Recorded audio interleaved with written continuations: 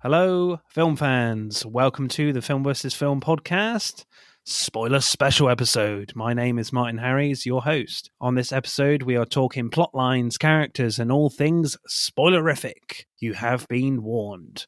If you enjoy this podcast, please leave us a 5-star review and subscribe.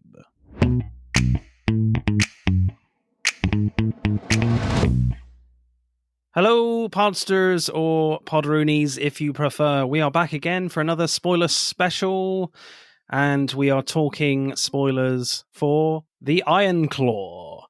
And, of course, I can't talk alone. I have a first-time guest on the show, Adam from Raised on Film podcast. How are you? Good, Martin. How are you? I am very well, thank you. Very well.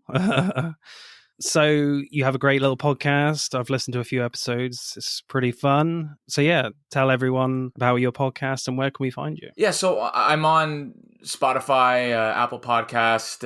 It's through Anchor, so I think there's 5, 6, 7 different platforms on there. Right. I started during the pandemic with 3 film school friends, and then we kind of stopped that, and then I just kind of decided to go off on my own. So I wanted to just continue doing it, and I just have different guests on every episode.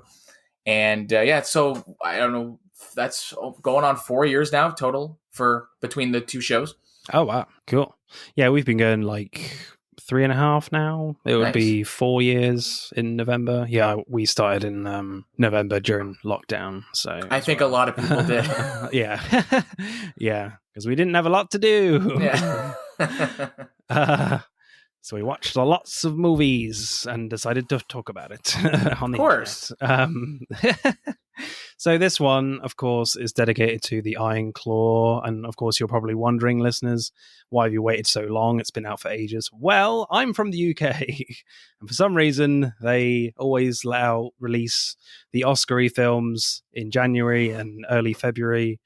So it's been a long wait for The Iron Claw for me. Definitely one of the best trailers I saw last year. I was so pumped for this. I was like, this is awesome.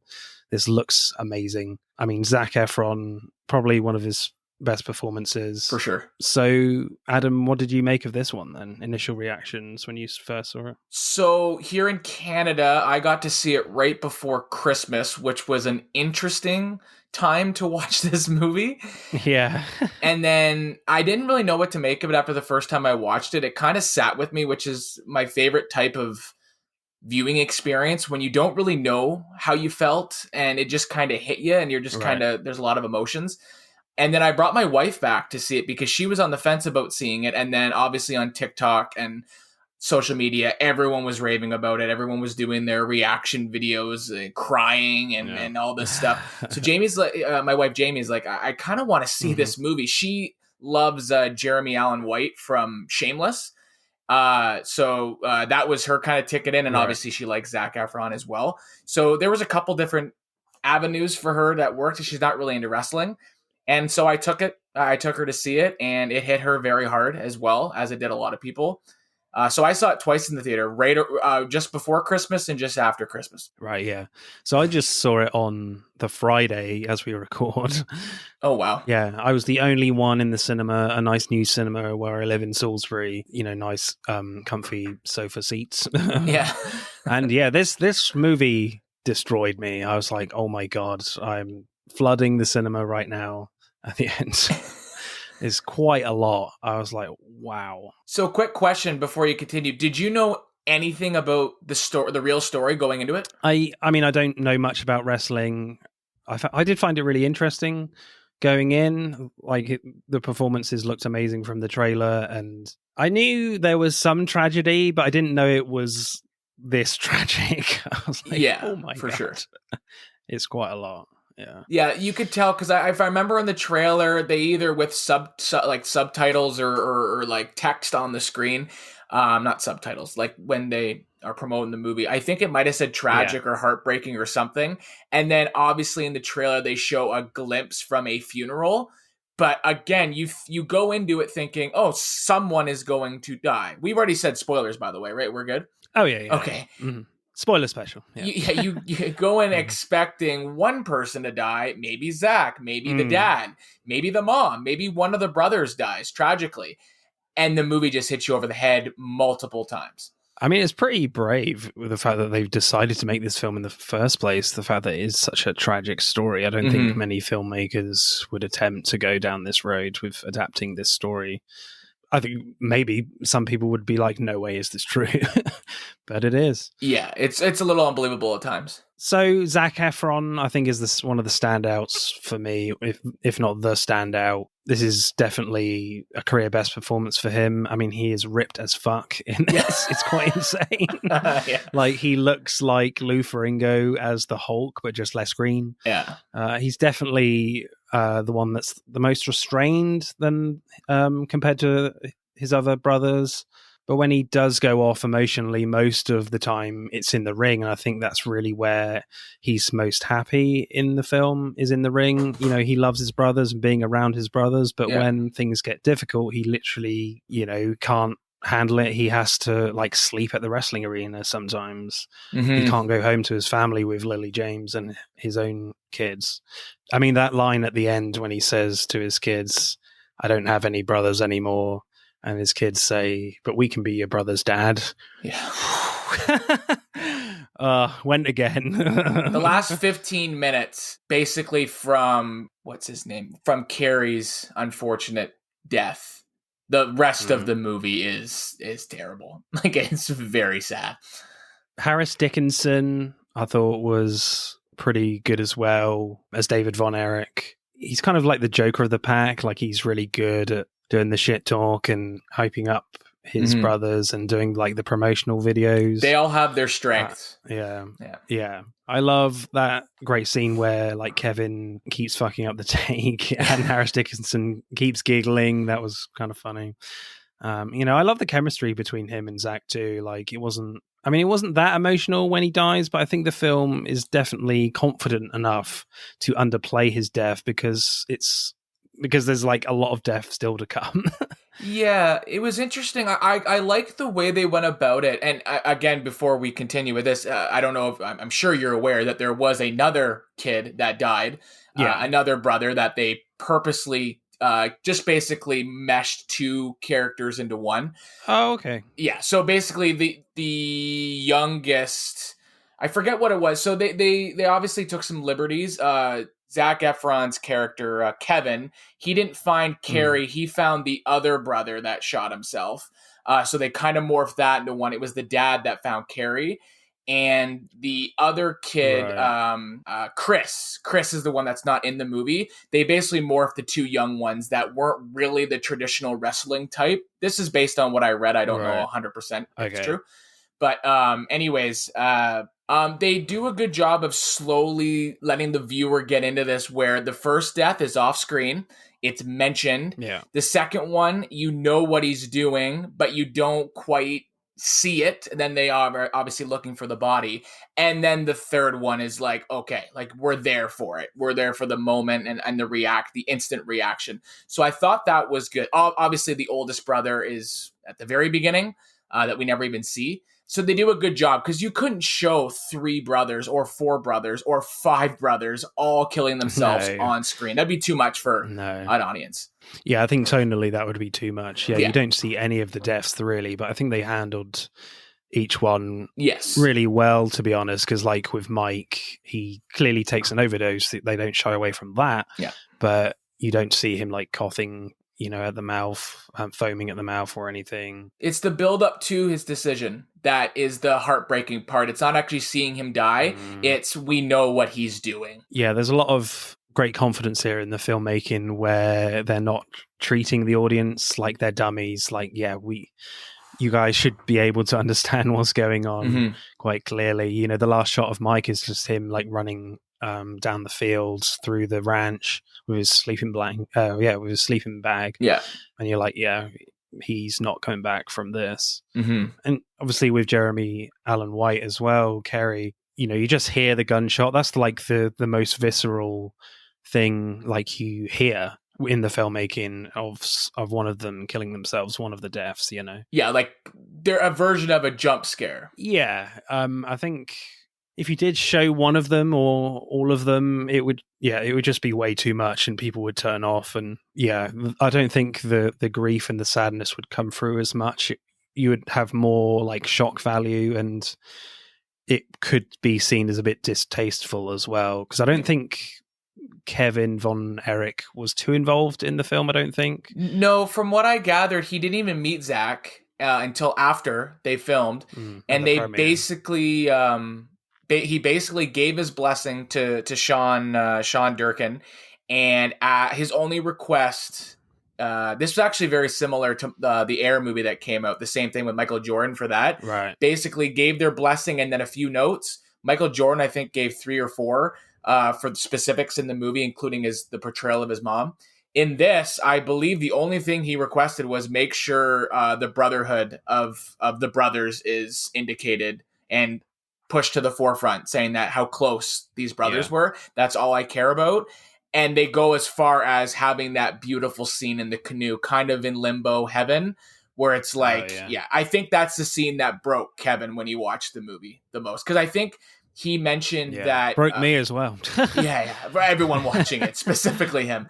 But he said that I think Carrie or the other brother mentioned wanting to see his brothers. I think it was Carrie saying that he wanted to be with his brothers again or something like that. So that scene, obviously, if it hit all of us the way it did, can only imagine him watching it.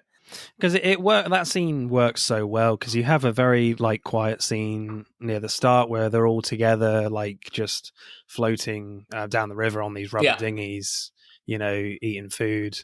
Just a very quiet scene. There's not a lot of context with that, but it's, you know, they're just riding Kevin's truck or whatever. They're just eating burgers while driving. You know, just really great chemistry between them. And when that scene happens with Jeremy Allen White, he meets Mike and the other one again, David.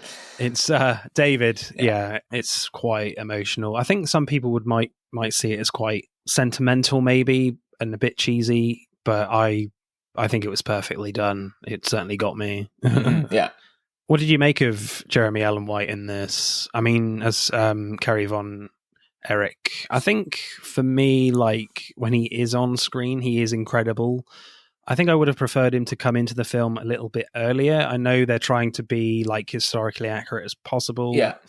You know, in some areas, you know, I would have maybe have preferred to see him a bit more of him during his like Olympics training, because we don't really see him until like a good 30-40 minutes into the film, which is a shame for me because he's such an incredible actor. Huge fan of The Bear. You know, I love the scenes he's in, like the sheer pain he goes through, like wearing this prosthetic leg. You know, he does this guttural scream at one point that nearly blew the speakers off the cinema. It was that loud.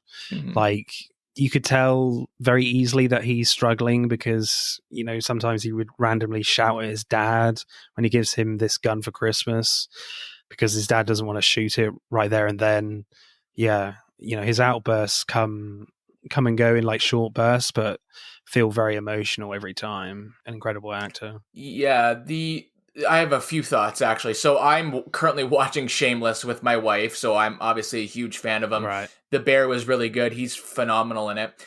I agree with everything you said. Obviously, I would love more of him. The problem this movie has is there's too many rich, interesting characters, and I want to spend more time with all of them, and you can't. Zach's your lead. Jeremy Allen White's a perfect supporting character. He steals a lot of scenes that he's in. I would love... I think from what I've gathered, he was the most popular Von Erich, I believe. And I think he could have had his own movie because there's a lot that they don't even touch on in this. Like drugs. He was, I don't know what famous is the right word, but he was big. A lot of people knew him. He went and he continued wrestling. Then the whole losing his foot, or I guess not just his foot, it went up his leg a little bit. I don't know the specific term, but that whole incident. So yes, obviously it's a good thing to want more.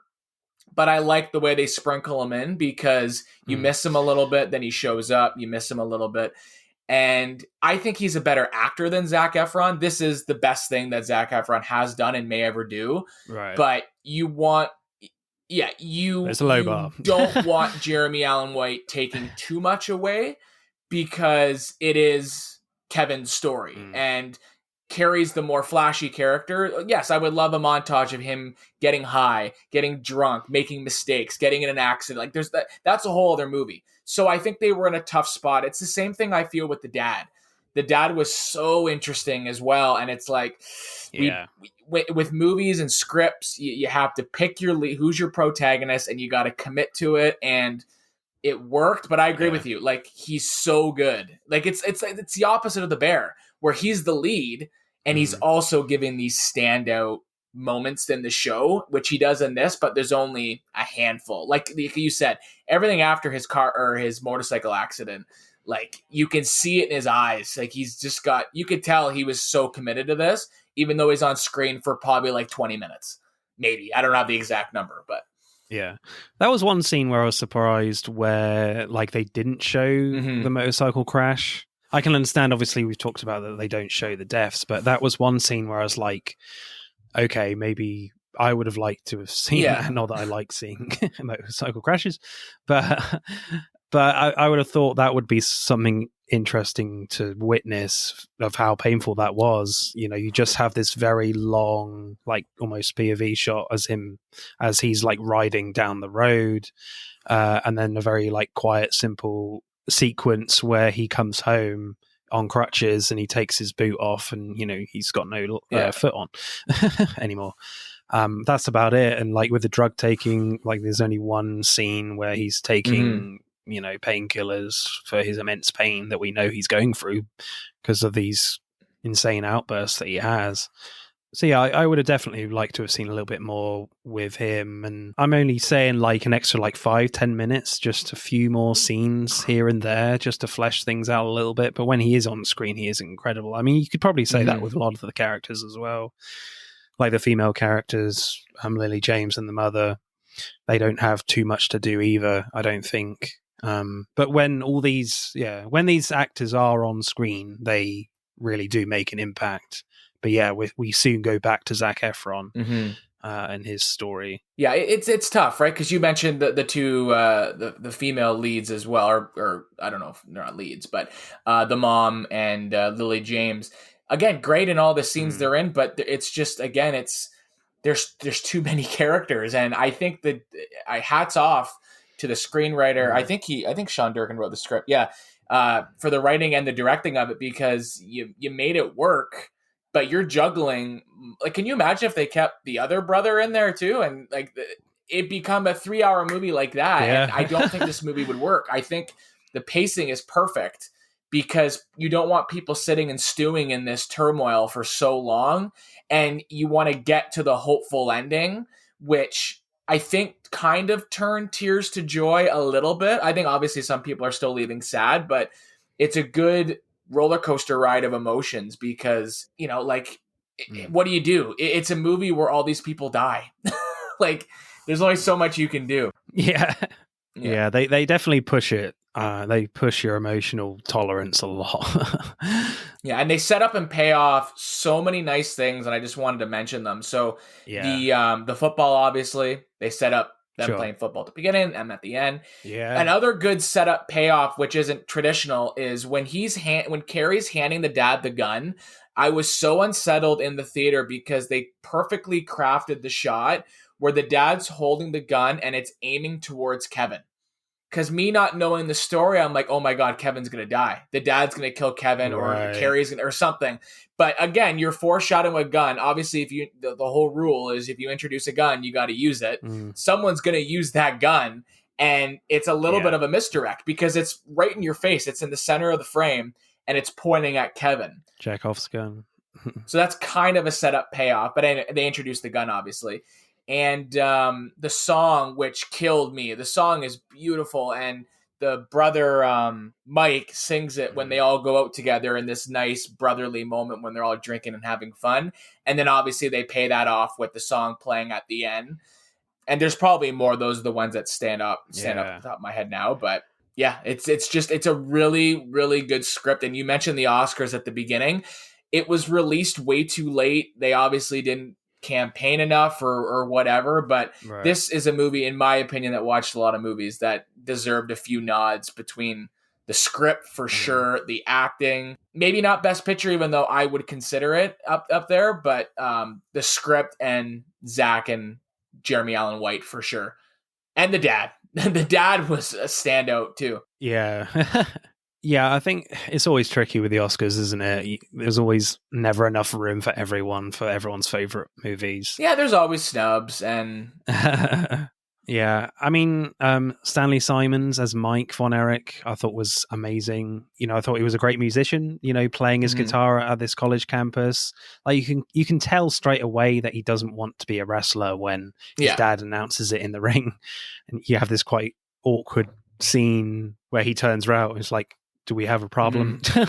His dad, you know, and it's all written on Mike's face and the others, and it doesn't.